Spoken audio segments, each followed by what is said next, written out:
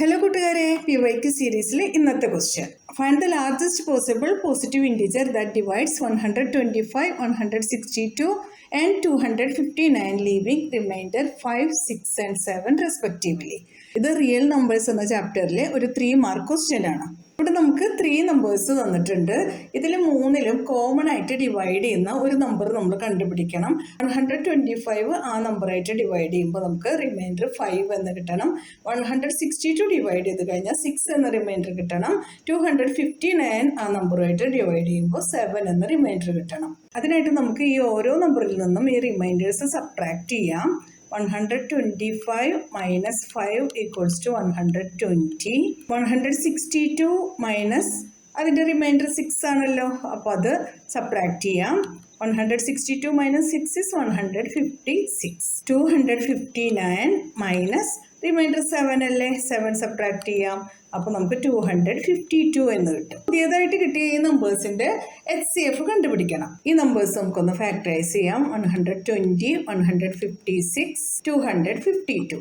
120 2 ആയിട്ട് ചെയ്യാം. 12ൽ 2 6 times 0.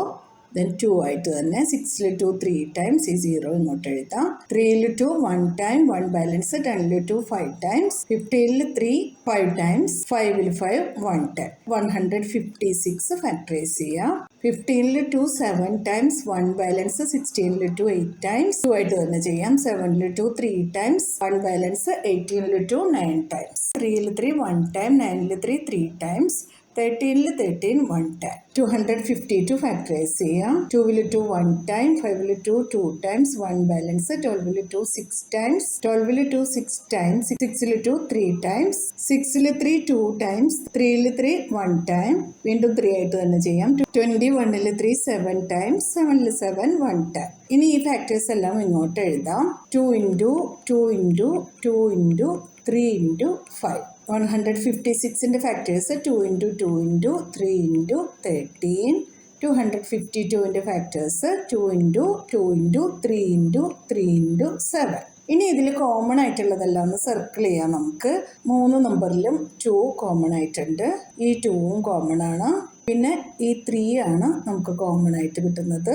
HCF equals to 2 into 2 into 3 equals to 2 into 2 is 4. 4 into 3 is 12. അപ്പോൾ നമ്മുടെ ആൻസർ 12 എന്നാണ്. അപ്പോൾ therefore the largest possible positive integer that divides 125, 162 and 259, leaving the given remainder is 12. ഇനി 12 ആയിട്ട് നമ്മൾ 125 ഡിവൈഡ് ചെയ്ത് കഴിഞ്ഞാൽ നമുക്ക് 5 എന്ന റിമൈൻഡർ കിട്ടും.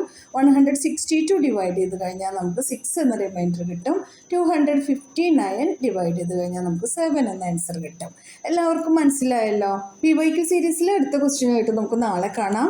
നിങ്ങൾക്ക് ഈ വീഡിയോ ഉപകാരപ്പെട്ടു എന്ന് തോന്നുന്നുണ്ടെങ്കിൽ നിങ്ങളുടെ ഫ്രണ്ട്സിനൊക്കെ ഷെയർ ചെയ്ത് കൊടുക്കണം, ലൈക്ക് ചെയ്യണം, സബ്സ്ക്രൈബ് ചെയ്യാതെ കാണുന്നവരൊന്ന് സബ്സ്ക്രൈബ് ചെയ്ത് സപ്പോർട്ട് ചെയ്യണം. എന്നാൽ ശരി കൂട്ടുകാരെ, താങ്ക് യു, ബൈ ബൈ.